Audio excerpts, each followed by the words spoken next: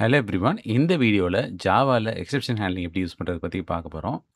Exception ஹேண்ட்லிங்ல 5 keywords இருக்கு. அதுல எல்லாத்தையும் பார்க்க போறோம். அப்புறம் டைப்ஸ் ஆஃப் எக்செப்ஷன் என்னென்ன இருக்குன்னு பார்க்க போறோம். யூசர் டிஃபைன்ட் எக்செப்ஷன் எப்படி கிரியேட் பண்றதுங்கிறத பத்தி பார்க்க போறோம். இப்போ ஃபர்ஸ்ட் எக்செப்ஷன்னா என்னன்னு தெரிஞ்சுப்போம். நம்மள ப்ரோகிராம் ரன் ஆயிட்டு இருக்கும்போது, சடனா ஒரு அப்நார்மல் சிச்சுவேஷனால ப்ரோகிராம் வந்து நடுவுலயே ஸ்டாப் ஆயி வெளியில வந்துரும். ஸோ அதுதான் எக்செப்ஷன் சொல்லுவாங்க. ஜாவா வந்து பார்த்தீங்கன்னா, இந்த மாரி எக்செப்ஷன் ரைஸ் ஆகும்போது ஆட்டோமேட்டிக்கா சில சிச்சுவேஷன் ஹேண்டில் பண்ணும். ஆனா, அது ப்ராப்பரா அதால ஹேண்டில் பண்ண முடியாது. நம்ம மேனுவலா ஹேண்டில் பண்ணும்போது தான் அதுக்கான ப்ராப்பர் சொல்யூஷன் குடுக்க முடியும். ஸோ, ஜாவா எக்செப்ஷன்ல ஒரு 5 கீவேர்ட் இருக்கு. Try, catch, finally, throw and த்ரோஸ்ன்னு. ஓகேவா? இப்போ ஃபர்ஸ்ட்டு ட்ரை பிளாக்னா என்னன்னு பார்ப்போம்.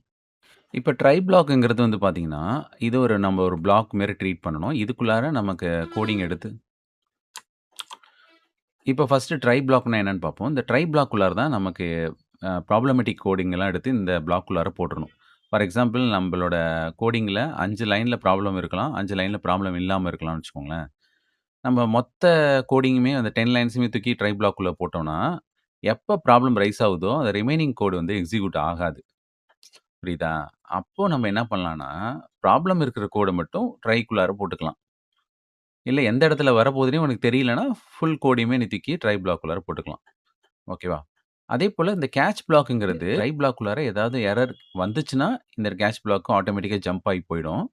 அப்படி ட்ரை பிளாக்குள்ளார எந்த எரருமே இல்லன்னா, அந்த கேட்ச் பிளாக்குள்ளார என்ட்ரே ஆகாது. இந்த ஃபைனல் பிளாக்ன்னு ஒண்ணு இருக்குல்ல. நம்ம ஏதாவது ஒரு விஷயத்த வந்துட்டு எப்போதுமே லாஸ்ட்டா டிஸ்ப்ளே பண்ணணும்னு நெனைக்கிறோம்னா, இந்த ஃபைனல் பிளாக்ல நம்ம யூஸ் பண்ணலாம். இது வந்து பார்த்தீங்கன்னா, எக்செப்ஷன் ரைஸ் ஆகுதோ இல்லையோ, இது ஆட்டோமேட்டிக்கா எக்ஸிக்யூட் ஆகும். ஸோ இது ஜென்ரலா எங்க யூஸ் பண்ணுவாங்கன்னா, ஃப்ரீயிங் ரிசோர்ஸஸ், கிளீனிங் அப், குளோசிங் கனெக்ஷன் இந்த மாரி. அந்த டேட்டாபேஸ்ல கனெக்ஷன குளோஸ் பண்றதுக்கு, ஏதாவது ரிசோர்ஸஸ ஃப்ரீ பண்றதுக்கு, மெமரிய கிளீன் பண்றதுக்கு, இந்த மாரி விஷயத்துக்குலாம் யூஸ் பண்ணுவாங்க. இந்த ட்ரை கேட்ச் ஃபைனலி பிளாக்கோட சின்டாக்ஸ் பாருங்க எப்படி இருக்குன்னு. ஃபர்ஸ்ட்டு ட்ரை பிளாக் இருக்கும். அது ஃபாலோட் பை கேட்ச் பிளாக் இருக்கும். கேட்ச் பிளாக்குள்ளார அந்த எக்செப்ஷன் டைப்ப மென்ஷன் பண்ணணும். பக்கத்திலேயே ஒரு ஆப்ஜெக்ட் நேமும் குடுக்கணும். அதுக்கப்புறம் அந்த கேட்ச் பிளாக்குள்ளார எக்செப்ஷன ஹேண்டில் பண்ற மெசேஜ் இருக்கணும். ஓகேவா? இந்த மாரி மல்டிபிள் கேட்ச்சும் இருக்கலாம். அதனால தான் 2 கேட்ச் பிளாக் போட்டிருக்காங்க. லாஸ்ட்டா வந்து பார்த்தீங்கன்னா, ஃபைனலி பிளாக் இருக்கு. ஓகேவா? ஸோ இது வந்துட்டு ஒரு ரஃப்பா ஒரு சின்டாக்ஸ் இருக்கு. இத ஒரு எக்ஸாம்பிள் ப்ரோகிராமோட பார்க்கும்போது இன்னும் டீட்டெயிலா புரியும். இப்ப இந்த எக்ஸாம்பிள் ப்ரோகிராம் பாருங்க. டெமோன்னு ஒரு கிளாஸ் இருக்கு. ஸோ உள்ள ஒரு மெயின் மெத்தட் இருக்கு. ஓகேவா? நம்ப என்ன பண்ணியிருக்கோம், ஒரு ட்ரை பிளாக்க ஓப்பன் பண்ணியிருக்கோம். இந்த ட்ரை பிளாக்க இந்த இடத்துல குளோஸ் பண்றோம். புரியுதா? உள்ளார ஒரு 3, 4 லைன் கோடிங்ஸ் இருக்கு. ஏன்னு ஒரு வேரியபிள் டிக்ளேர் பண்ணியிருக்கோம். அதில 10ங்கிற வேல்யூ இருக்கு. பில 0ங்கிறது இருக்கு.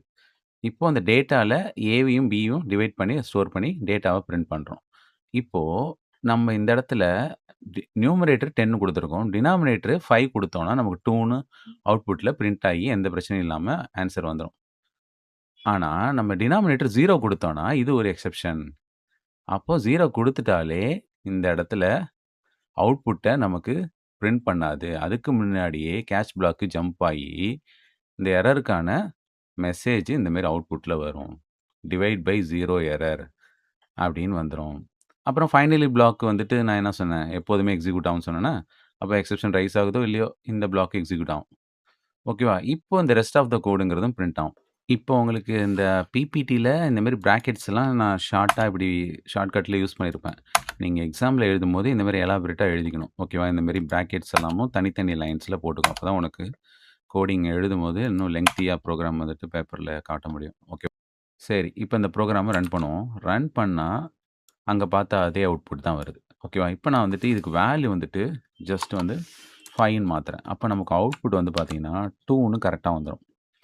எந்த எக்செப்ஷனுமே ரைஸ் ஆகாது. ஃபைனல் பிளாக் இந்த ரெஸ்ட் ஆஃப் த கோட்லாம் டிஃபால்ட்டாவே வந்துரும். ஓகேவா? இப்ப நம்ப இத ட்ரை கேட்ச்க்குள்ள போடலன்னா, இந்த என்ன ஆகுதுன்னு பார்ப்போம். இப்ப நான் வந்துட்டு ட்ரை கேட்ச்ச எடுத்துட்டேன். ஓகேவா? இப்ப இந்த ரெஸ்ட் ஆஃப் த கோடுங்கிறதுல எந்த பிரச்சனையுமே இல்ல.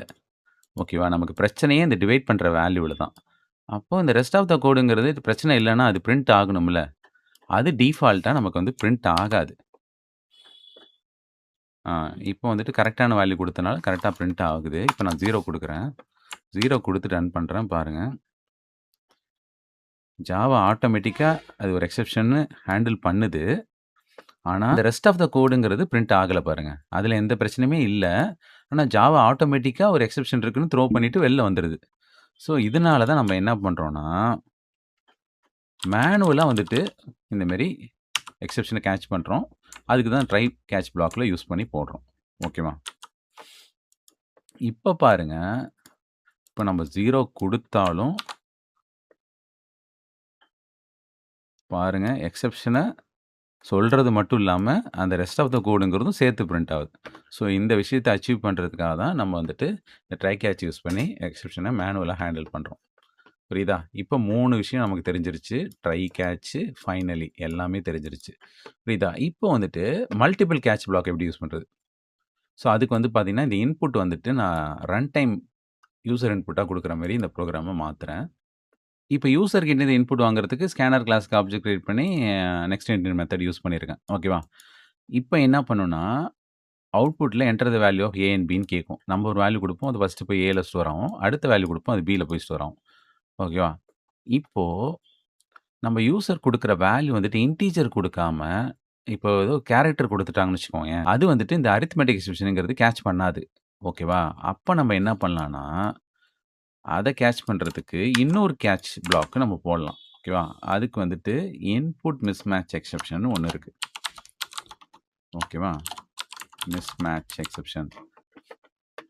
ஸோ இது வந்து பார்த்தீங்கன்னா, நம்ம ஏதாவது டிஃபரண்ட் இன்புட் குடுத்தோம்னா, அத கேட்ச் பண்ணி அந்த எரர் மெசேஜ த்ரோ பண்ணும். ஓகே. இப்ப அகைன் ரன் பண்றேன். இப்ப enter the value of A and பின்னு கேட்குதா? நான் 5, 0 குடுக்குறேன். இப்போ டிவைட் பை 0 எரர்ங்கிறது கேட்ச் ஆகுது. இப்போ கரெக்ட்டான இன்புட் குடுத்தோம்னா, நமக்கு வந்துட்டு அவுட்புட்டு பிரிண்ட் ஆயிட்டு, அதெல்லாம் பிரிண்ட் ஆயிடும். இப்போ நான் வந்துட்டு நம்பருக்கு பதிலு இந்த மாரி கேரக்டர் குடுத்துட்டேன். குடுத்துட்டோம்னா, அது என்ன பண்ணுது பாருங்க. இன்புட் மிஸ்மேட்ச் எக்ஸ்பிரஷன கேட்ச் பண்ணுது. புரியுதா? அப்போ நம்ம ஒரு வேல்யூ இன்புட்டா குடுக்குறோம். அது நம்பர்ல இல்லங்கும்போது அதுவும் ஒரு ப்ராப்ளம் தான். அதுவும் ஒரு எக்செப்ஷன் தான். ஓகேவா? அப்போ இந்த கேட்ச்சோட மேட்ச் பண்ணி பார்க்கும். மேட்ச் ஆகல. அடுத்த கேட்ச்சோட மேட்ச் பண்ணி பார்க்கும். மேட்ச் ஆகும். அப்போ அந்த எரர் மெசேஜ பிரிண்ட் பண்ணும். புரியுதா? அப்போ நம்ம டினாமினேட்டர் 0 குடுத்தோம்னா, இந்த அரித்மெட்டிக் எக்செப்ஷன் கேட்ச் ஆகும். ஓகேவா? நம்ம வேற ஏதாவது டிஃபரண்ட் இன்புட் குடுத்துட்டோம்னா, இந்த எக்செப்ஷன் கேட்ச் ஆகும். இந்த மாரி மல்டிபிள் கேட்ச் பிளாக்கும் யூஸ் பண்ண நம்மளால முடியும். இப்ப நெக்ஸ்ட் வந்துட்டு த்ரோங்கிற கீவேர்ட் பத்தி பார்க்க போறோம். ஸோ இது வந்து பார்த்தீங்கன்னா, அந்த எக்செப்ஷன் மெசேஜ் இருக்குல்ல, அத நம்ம மேனுவலா ஏதாச்சும் இன்ஃபர்மேஷன குடுக்கணும்னு நெனச்சோம்னா, அத நம்ம வந்து த்ரோ கீவேர்ட் மூலியமா அச்சீவ் பண்ண முடியும். இது எப்படிங்கிறத பழைய எக்ஸாம்பிள வச்சு ஃபர்ஸ்ட்டு பார்ப்போம். அடுத்தது இந்த எக்ஸாம்பிள் சொல்றேன். இப்ப நான் வந்து இந்த இடத்துல ஒரு இஃப் கண்டிஷன் போடுறேன். b யோட வேல்யூ ஈக்குவல் டு அதாவது டினாமினேட்டர் வேல்யூ ஈக்குவல் டு 0வா இருந்துச்சுன்னா, நானே மேனுவலா இந்த ஒரு எக்செப்ஷன த்ரோ பண்றேன். என்னன்னா, த்ரோ நியூ அரித்மெட்டிக் எக்செப்ஷன். இந்த இடத்துல அந்த எரர் மெசேஜ என்ன மாத்தணுங்கிறத அப்படின்னு நானே ஒரு மேனுவல் மெசேஜ் இந்த இடத்துல குடுக்குறேன். Denominator should not be 0. இப்போ வந்து பார்த்தீங்கன்னா, அந்த டிவைட் பை 0 எரர்ங்கிறது வராது. அதுக்கு பதிலா இந்த மேனுவல் மெசேஜ் வரும். ஓகேவா? சரி இத ரன் பண்ணி பார்ப்போம் இப்ப. ஸோ இந்த இடத்துல செமிகோலன் வைக்கல. செமிகோலன் வச்சுட்டு திரும்ப ரன் பண்றேன். இப்ப பாருங்க வேல்யூ கேக்குதா? இப்ப நான் 10, 0 குடுத்துட்டேன். இப்ப பாருங்க அந்த டிவைட் பை 0 எரர்ன்னு வரல. அதுக்கு பதில் என்ன வருது? டினாமினேட்டர் ஷுட் நாட் பி 0 அப்படின்னு நான் மேனுவலா குடுத்தேனே, அந்த டிஸ்கிரிப்ஷன் வருது. அப்போ இந்த த்ரோங்கிற கீவேர்ட் மூலியமா நம்பளே மேனுவலா ஒரு எக்செப்ஷன அந்த எக்செப்ஷனுக்கான டிஸ்கிரிப்ஷன மேனுவலா இந்த இடத்துல த்ரோ பண்றோம். புரியுதா? இப்போ புரோகிராம்ல எந்த இடத்துல வேணாலும் நம்பளே மேனுவலா இந்த மாரி ஒரு எக்செப்ஷன நமக்கு சிச்சுவேஷனுக்கு ஏத்த மாரி த்ரோ பண்ணிக்கலாம். இப்ப இந்த எக்ஸாம்பிள் பாருங்க. இப்ப நான் என்ன பண்றேன்னா, செக்ன்னு ஒரு மெத்தட் எழுதியிருக்கேன். அதுல ஒரு இன்டிஜர் வேல்யூ ஏஜ்ங்கிறத ரிசீவ் பண்றேன் ஆர்குமென்ட்டா. அத நான் வந்துட்டு லெஸ் தென் 18 ஆன்னு செக் பண்றேன். இஃப் கண்டிஷன்ல. அது ட்ரூவா இருந்துச்சுன்னா, நான் வந்துட்டு throw new illegal argument exception அப்படின்னு சொல்லிட்டு, ஏஜ் மஸ்ட் பி அட்லீஸ்ட் 18. அதாவது ஓட்டு போடுறதுக்கு ஏஜ் வந்துட்டு மினிமம் 18ஆவது இருக்கணும் அப்படிங்கிற மாரி நான் வந்துட்டு சொல்றேன். ஓகேவா? சப்போஸ் ஏஜ் வந்துட்டு 18க்கு எபோவா இருந்துச்சு 18ஓ இல்ல 18க்கு மேல இருந்துச்சுன்னா, வேலிட் ஏஜ் அப்படிங்கிறது பிரிண்ட் ஆகும்.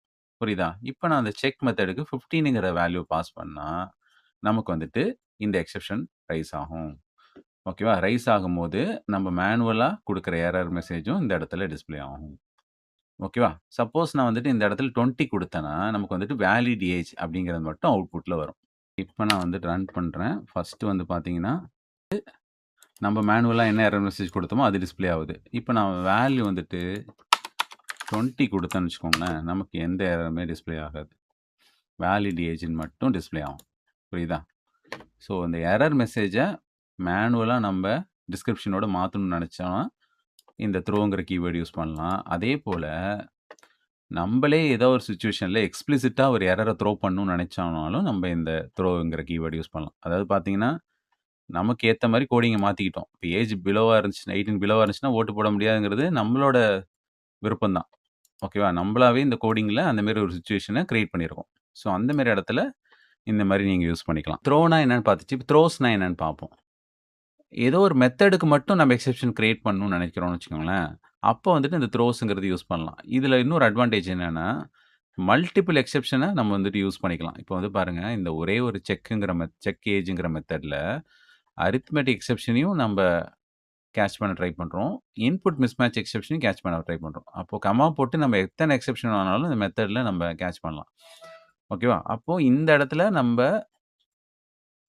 மெத்தட்குள்ளார அந்த ட்ரை கேட்ச்ச போடல. மெத்தட கால் பண்ற இடத்துல அந்த ட்ரை கேட்ச்ச போட்டிருக்கோம். புரியுதா? ஸோ இந்த இடத்துல பாருங்க. மெத்தட கால் பண்ற இடத்துல ட்ரை கேட்ச்ச போட்டிருக்கோம். ஸோ எங்க கால் பண்றாங்களோ அந்த இடத்துல நம்ப இந்த மாரி ஹேண்டில் பண்ணிக்கோங்கன்னு சொல்லி அவங்கள்ட்ட விட்டுர்றோம். ஓகேவா? அந்த மாரி சிச்சுவேஷன்ல இந்த த்ரோஸ்ங்கிறது ஹெல்ப் ஆகும். ஓகேவா? த்ரோங்கிறது ஒரே ஒரு எரர் மெசேஜ் மட்டும் தான் த்ரோ பண்ணும். இந்த த்ரோஸ்ங்கிறது வந்து பார்த்தீங்கன்னா, மெத்தட் சிக்னேச்சர்ல இருக்கும். இந்த மாரி மல்டிபிள் எக்செப்ஷன கேட்ச் பண்ணும். இப்ப நம்ம என்ன பண்ணியிருக்கோம்னா, ஏஜ்ங்கிற வேல்யூவ யூசர் இன்புட்டா வாங்கிட்டு அத பாஸ் பண்றோம். அது இங்க போய் ரிசீவ் ஆகும். அது லெஸ் தென் 18ஆ இருந்துச்சுன்னா, நம்ம அரித்மெட்டிக் எக்செப்ஷன த்ரோ பண்றோம். Greater than or equal to 18ஆ இருந்துச்சுன்னா, எலிஜிபிள் ஃபார் வோட்ங்கிறது அவுட்புட்ல வந்துரும். இப்ப இந்த அவுட்புட்ட பாருங்களேன். நம்ம ஃபர்ஸ்ட் 20 குடுத்தோம்னா, எலிஜிபிள் டூ வோட்ன்னு கரெக்ட்டா பிரிண்ட் ஆயிடுது. அதுவே 15 குடுத்தோம்னா, நாட் எலிஜிபிள் டூ வோட்ன்னு சொல்லிட்டு அரித்மெட்டிக் எக்செப்ஷன் ரைஸ் ஆகுது. புரியுதா? அதே வந்துட்டு நம்ம ஏதாவது டிஃபரண்டான கேரக்டர்ஸ் இன்புட்டா குடுத்துட்டோம்னா, இன்புட் மிஸ்மேட்ச்ங்கிறது கேட்ச் ஆகுது. புரியுதா? அப்போ மல்டிபிள் எக்செப்ஷன இது வந்துட்டு ஹேண்டில் பண்ணுது. இப்போ எக்செப்ஷன்ல டைப்ஸ் இருக்கு. 2 type. User defined exception, built in exception. Built இன்னா ஆல்ரெடி அவங்களே ப்ரீ டிஃபைன்டா ஜாவாவே கிரியேட் பண்ணியிருக்கிற எக்செப்ஷன். அதுதான் நம்ப அரித்மெட்டிக் எக்செப்ஷன் ஒண்ணு பார்த்தோம். வேற இன்புட் மிஸ்மேட்ச் எக்செப்ஷன் ஒண்ணு பார்த்தோம். வேற இன்னும் நெறைய எக்செப்ஷன்லாம் இருக்கு. Array index out of bound, illegal thread state, so null pointer exception இந்த மாரி நெறையா வந்துட்டு இருக்கு. ஓகேவா? இதெல்லாம் வந்துட்டு எந்த கேட்டகரில வரும்னா, அன்செக்டு எக்செப்ஷன். இது இல்லாம செக்டு எக்செப்ஷன் ஒண்ணு இருக்கு. ஓகேவா? இது 2த்துக்கும் என்ன டிஃபரன்ஸ்ன்னு இப்ப நான் சொல்றேன். இந்த எக்செப்ஷன்லாம் இருக்குல்ல, இத வந்துட்டு நம்ப ப்ராப்பரா ட்ரை கேட்ச்க்குள்ள போடலனாலே நமக்கு வந்து பார்த்தீங்கன்னா, ப்ரோகிராம் ரன் ஆகவே கம்பைலே ஆகாது. கம்பைல் ஆகுறதுக்கு முன்னாடியே நமக்கு வந்துட்டு எரர் இருக்குன்னு சொல்லி, இத அ அந்த எரர் இருக்கு. இத ப்ராப்பரா ஹேண்டில் பண்ணுங்க. இதுல எக்செப்ஷன் இருக்கு அப்படின்னு சொல்லி நமக்கு வந்துட்டு ஃபோர்ஸ் பண்ணும். இது வந்து பார்த்தீங்கன்னா, அப்படிலாம் ஃபோர்ஸ் பண்ணாது. ரன் டைம்ல தான் இந்த எரர் வந்து ஹேண்டில் ஆகும். புரியுதா? அப்போ இது கம்பைல் டைம்ல இது செக் பண்ணும். இது ரன் டைம்ல செக் பண்ணும். ஓகேவா? இது 2த்துக்கும் எக்ஸாம்பிள் பார்ப்போம். இப்ப இந்த ப்ரோகிராம ரன் பண்றேன். பாருங்க. கம்பைல் ஆகும்போதே என்ன சொல்லுதுன்னா, இந்த ஃபைல் நாட் எக்செப்ஷன்ங்கிறது இத த்ரோ பண்ணும். அதனால இத கண்டிப்பா கேட்ச் பண்ணி த்ரோ பண்ணுங்க அப்படின்னு சொல்லுது. அப்ப நம்ம என்ன பண்ணணும்னா, அப்ப நம்ம இத ப்ராப்பரா ஹேண்டில் பண்ணிட்டு ரன் பண்ணோம்னா, நமக்கு இந்த மாரி ஃபைல் இல்ல sample.txt அப்படின்னு நமக்கு வந்துட்டு எரர் மெசேஜ் ஷோ ஆகும். ஓகேவா? இதுவே வந்து பார்த்தீங்கன்னா, அன்செக்டு எக்செப்ஷன்னா, இந்த எக்ஸாம்பிள் நம்ம ஏற்கனவே பார்த்தோம்ல ஃபர்ஸ்ட்டு. ஓகேவா? இது வந்து ப்ராப்பரா கம்பைல்லாம் ஆகிடும். ரன் ஆகும்போது டினாமினேட்டர் 0வா இருக்கும்போது, இது வந்துட்டு அரித்மெட்டிக் எக்செப்ஷன் அப்படின்னு சொல்லிட்டு எக்செப்ஷன் ரைஸ் ஆகும். புரியுதா? இப்ப இந்த ப்ரோகிராம் ரன் பண்ணோம்னா, நமக்கு கம்பைல் ஆகும்போது எந்த பிரச்சனையும் இருக்காது. ரன் ஆகும்போது தான் பிரச்சனை இருக்கும். புரியுதா? இப்ப ப்ராப்பரா கம்பைல்லாம் ஆயிடுச்சு. ப்ரோகிராம் ரன் பண்ணும்போது என்ன வருதுன்னா, இது ஒரு அரித்மெட்டிக் எக்செப்ஷன் அப்படின்னு சொல்லுது. புரியுதா? இப்ப யூசர் டிஃபைன்ட் எக்செப்ஷன்.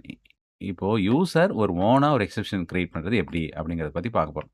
இது யூசர் டிஃபைன்ட் எக்செப்ஷன் சொல்லலாம். இல்லன்னா கஸ்டம் எக்செப்ஷன் சொல்லலாம். எப்படி வேணாலும் சொல்லலாம்.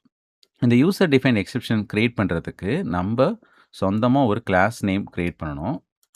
அத கண்டிப்பா எக்செப்ஷன்ங்கிற சூப்பர் கிளாஸ அத எக்ஸ்டெண்ட் பண்ணியிருக்கணும்.